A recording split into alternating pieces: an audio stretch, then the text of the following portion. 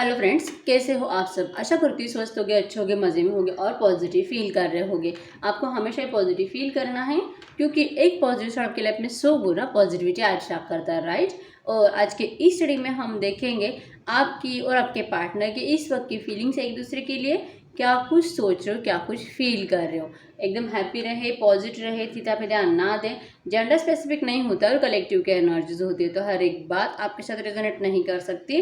जो रेजोनेट होता है उससे रखिए, जो नहीं होता उसे इग्नोर कर दीजिए। अगर आप बहुत सालों से महीनों से इंतजार कर रहे हैं आपके पार्टनर के एक्शन का और एक्शन नहीं आ रहा है, डेफिनेटली इस वक्त आपको पर्सनल रीडिंग की जरूरत है। अगर आपको मुझसे पर्सनल रीडिंग करानी है, स्क्रीन पे दिए गए नंबर पर व्हाट्सएप पे मैसेज कर सकते हो, वहाँ पे आपको डिटेल्स मिल जाएगी, कॉल कैसे बुक करना है, ठीक है। और ये सबको ब्रेसलेट के लिए भी सेम नंबर पे कांटेक्ट करना है। तो देखते क्या निकल के आता है। एकदम हैप्पी और पॉजिटिव रहे, कैंडल पे फोकस करें, आपके पार्टनर का 3 टाइम नाम दोहराएं दिल ही दिल में। एकदम रिलैक्स रहो, ओके। गाइड करिए यूनिवर्स। मेरे जो भी व्यूवर्स इस वक्त इस रीडिंग को देख रहे हैं, हमें इनकी और इनके पार्टनर की इस वक्त की फीलिंग्स बताइए। एक दूसरे के लिए क्या कुछ सोच रहे, क्या कुछ फील कर रहे हैं।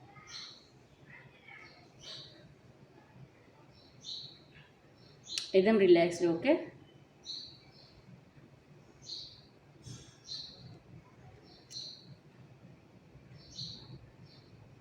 बहुत सारे लोग लॉन्ग डिस्टेंस रिलेशनशिप में हो सकते हैं और थर्ड पार्टी सिचुएशन डेफिनेटली है।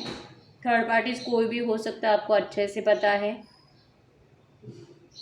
यस, नंबर 5 है यहाँ पे, आपके आपके पार्टनर के बर्थ डेट में हो सकता है। और यस, नंबर 5 जो कि चेंज को शो करता है, तो डेफिनेटली आपके पार्टनर इस वक्त चेंज लाने के बारे में सोच रहे हैं। नंबर 8 बना है जो कि यही शो करता है, जो पर्सन जैसे गया है आपके पास वैसे ही लौट कर आने वाला है बहुत जल्दी। करंट में आपके पार्टनर आपको लेके बहुत ज़्यादा पॉजिटिव है और जो कि ऐसी कुछ बातें याद कर रहे हैं इस वक्त। आप जैसे कि इनके लिए जितना करते थे, जितना आपका प्यार आप जितना दिखाते थे ना, आपके पार्टनर ने अगर आपको इस रिलेशनशिप में डिस्टेंस दिया है, नो कांटेक्ट में डाला है, तो इसका सबसे मेन रीज़न यही है। आपके पार्टनर को यही लगता है कि आप इनके ऊपर बहुत ज़्यादा डिपेंड हो गए थे, बहुत ज़्यादा। आपकी जैसे कि जान इनके बिना जाती थी, इनसे बात किए बिना आप नहीं रह पाते थे, इनको मिलने के लिए आपकी जान ऐसे बेचैन रहती थी हमेशा। और जैसे कि आपका बस यही रहता था कि जिस तरह से आप होता है ना, मैं अभी मैसेज करूँ तो तूने मुझे अभी रिप्लाई करना है, मैंने अभी कॉल किया तो तुझे मेरा कॉल तुरंत रिसीव करना है। और अगर ये रिसीव नहीं करते और अगर इनका नंबर बिजी आता है तो उस टॉपिक के ऊपर आपके बहुत झगड़े होते थे। इनको ऐसा लगता था कि आप शायद उनके ऊपर भरोसा नहीं करते हो, या तो आपकी मेंटालिटी इतनी ख़राब हो चुकी है कि अगर ये आपसे दूर चले जाएंगे तो शायद आप जी भी नहीं पाओगे। तो ये है कि इस तरह की एनर्जी से बचना चाहते थे। ये जैसे कि आपकी जान से नहीं खेलना चाहते थे। इनको ये अच्छे से पता था अगर ये आपसे दूर हो जाते हैं, थोड़ी दिन तक आप रोओगे लेकिन उसके बाद जो कि आप अपने आप को संभाल लोगे। इनको इस बात के ऊपर कॉन्फिडेंस था, मैं ये बोल सकती हूँ, क्योंकि इनको आपके ऊपर कॉन्फिडेंस था। आपका बिहेवियर, आपका जैसे कि होता है ना अपने आप के ऊपर भरोसा, और जैसे कि इनको हमेशा मोटिवेट करना। जब ये डिस्करेज हो जाते थे तब आप इनको मोटिवेट करते थे। तो इनको ये अच्छे से पता था कि आपके अंदर इतना कॉन्फिडेंस तो है कि अगर ये अपने घर वालों की मर्ज़ी से अगर उनके लिए आपको ये छोड़ देते हैं तो डेफिनेटली आप अपने आप को संभालोगे। यस, कुछ टाइम तक शिकायत करोगे, इनको कोसोगे, और जो कि आपकी सारी बातें, सारी डिस जैसे कि बेइज्जती करना, उनको गाली गलौज करना, बद्दुआएं देना, ये सारी बातें मैं सह लूँगा, लेकिन मुझे तुझसे दूर जाना ज़रूरी है। ये करंट में ये बातें याद कर रहे हैं कि आप इनके ऊपर किस तरह से डिपेंडेबल थे। अगर आप देखोगे तो यहाँ पे एक खूबसूरत सा हार्ट बना है, आप क्लियरली देख पाओगे।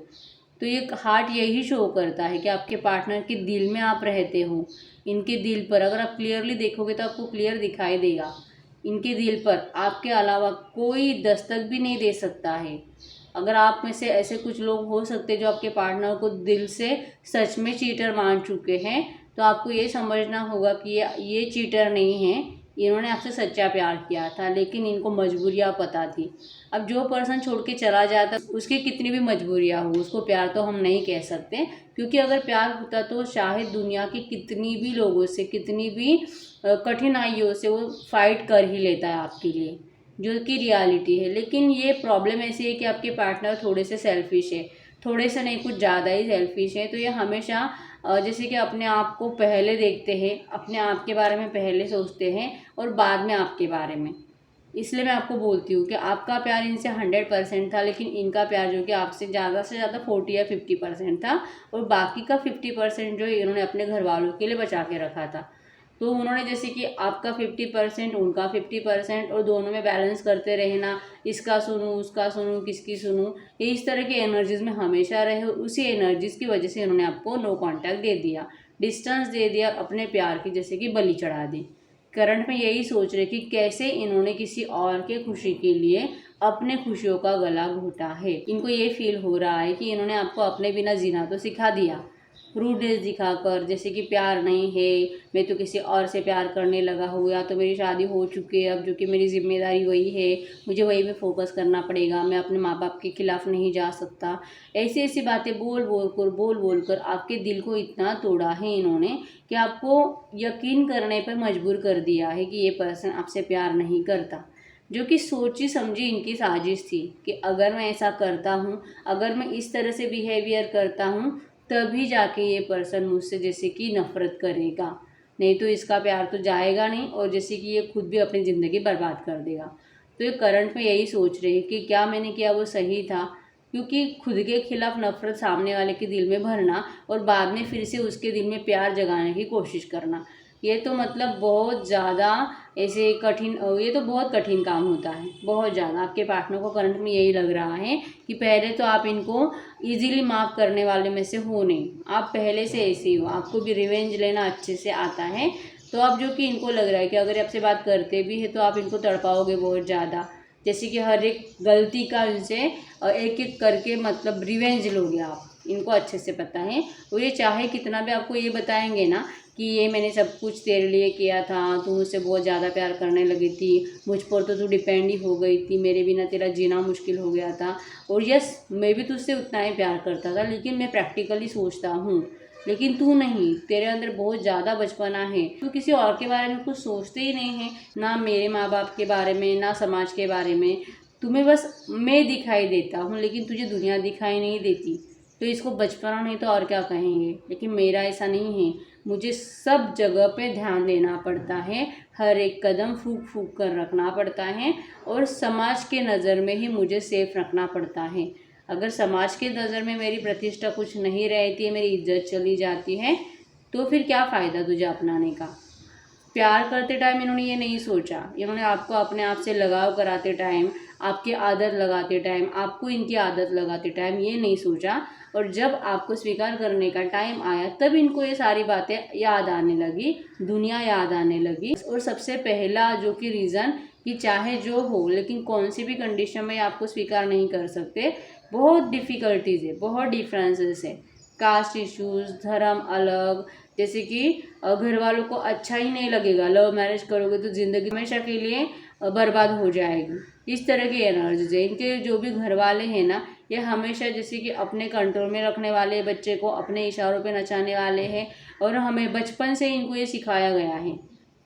होता है ना हर एक घर में, जैसे कि हर एक खानदान के रूल्स रेगुलेशंस होते हैं, परंपराएं होती है, तो ये बचपन से इनके माइंड में डाले गए कुछ थॉट्स हैं जो कि इनको करंट में मतलब कि मानने पड़ रहे हैं, मैं ये बोल सकती हूँ, और जो कि मानना इनकी मजबूरी है। यस, आपको दिल से देखना चाहते हैं, आपसे बात करना चाहते हैं, लेकिन सब अनकंडीशनली, जैसे आप पहले करते थे वैसे।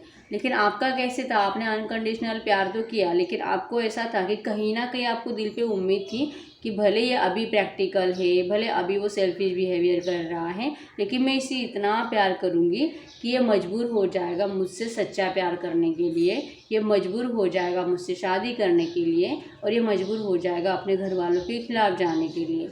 आपको ऐसा लगा था, लेकिन ऐसा हुआ कुछ नहीं, इसी वजह से आप बहुत ज़्यादा डिप्रेस रहते हो। आपको बस अपने आप से ही गिंद आती है, अपने आप से ही गुस्सा आता है कि आपने ऐसे पर्सन पे भरोसा किया कि ये पर्सन मतलब आपको कभी भी उतना ऊपर नहीं रखता है जितना कि अपने घर वालों को रखता है। ये आपसे बहुत प्यार करता है, लेकिन उस प्यार का कुछ मतलब ही नहीं बनता है जहाँ पर ये आपके लिए स्टैंड ना ले पाए, जहाँ पे वो अपने घर वालों के सामने आपके लिए बात ना कर पाए, घर वालों के अपोजिट जाकर आपको स्वीकार ना कर पाए, क्योंकि जो लव है, जो प्यार है, वो जाति, कास्ट, ऊंच नीच, अमीरी गरीबी ये सब कुछ देखकर नहीं होता है। तो अब हो तो गया, तो अब इतना डेयरिंग तो इनके अंदर होना चाहिए था कि आपको दुनिया के सामने, दुनिया के अपोजिट जाकर स्वीकार करे। तो ये डेयरिंग इनके अंदर नहीं है और ये दिखाना भी नहीं चाहते।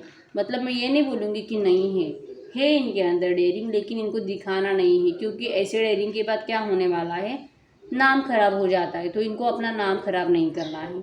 मतलब आप में से बहुत सारे लोगों को गुस्सा आता होगा ऐसे पर्सन का कि फिर मुझसे प्यार ही क्यों किया, बस मेरी खूबसूरती देखकर मेरी और अट्रैक्ट हुआ, या फिर मेरा पैसा देखकर तुझे ज़रूरत थी पैसों की इसके लिए मेरे पास आया, और अपना काम बन गया तो चल दिया। और जिससे शादी करा है हो सकता है कि वो पर्सन आपसे भी, मतलब आप उसके सामने 100 गुना 100 गुना ज़्यादा बेटर हो सकते हो जिससे इन्होंने शादी करी है, या तो जिसके कांटेक्ट में अभी करंट में है, या तो इनके घर वाले ज़बरदस्ती इनका कहीं पे शादी करा रहे हैं जो है। लेकिन वो पर्सन आपकी 10% भी क्वालिटी नहीं होगी। आपको यही लगता है कि किससे शादी कर रहा है, क्या तू उसको डिजर्व करता था और तूने मुझे रिजेक्ट किया है। इसी वजह से आप इस तरह से हो कि आप बदला तो लेकर रहोगे, ऐसे नहीं तो वैसे। अब तो आता है तो आ, नहीं आता है तो मत आ, जाता है तो जा, लेकिन इजीली माफ़ करने वाली नहीं हूँ तुझे। आप इस तरह की एनर्जीज में हूँ। यस, दिल करता है कि इसको माफ़ करके चले जाए, लेकिन फिर से लगता है कि आपके इमोशंस के साथ जो खेला गया है, क्यों मैं इजीली माफ़ करूँ। एक बार तो, बस एक बार ये मेरे सामने आना चाहिए बस। अगर आप नो कांटेक्ट में हो 6-7 महीने, 1-2 साल, 5-6 साल, आपकी इच्छा बस इतनी है कि एक बार आपके सामने आ जाए, और जो कि आपके दिल में जो भड़ास है उसको लेकर, वो आपको बस उसको सुनानी है, और जैसे कि उससे आपके उसके ज़बान से आपको माफ़ी निकलवानी है, बस इतना ही। अब प्यार में ये प्यार के लिए मैं ये बोल सकती हूँ कि आपका प्यार भी पहले जैसा तो नहीं है। जैसे पहले आप इनके लिए मरते थे ना, अब उतना तो लेवल कम हो चुका है, क्योंकि इस पर्सन ने आपको वैसा बिहेवियर दे दे के, और जैसे कि नफ़रत आपके दिल में खुद के खिलाफ इतना भर के आपको इतना तो रेडी कर ही दिया है कि आप इनसे पहले जैसा प्यार तो ना कर पाओ। यस, इनको ये बात अच्छी तो बिल्कुल भी नहीं लगती है जो भी इन्होंने किया है, और जो कि फिर से पहले जैसा प्यार क्रिएट करने में इनको कितना टाइम लगेगा, ये इस वक्त ये सोच रहे हैं। चाहे जो है, लेकिन आपको दूर से देखकर बहुत खुश है कि जैसा उन्होंने सोचा था वैसे सब कुछ हो रहा है। करंट में तरसते हैं आपके लिए बहुत, लेकिन कुछ नहीं कर पाने का गम इनको बहुत ज़्यादा सताता है। नंबर 4 है यहाँ पे, नंबर 8, 7, 14, 24, 26, 19, 9, 6, 11। आपके पार्टनर के बर्थ डेट्स हो सकते हैं यहाँ पे BCLKQTSFMDIH।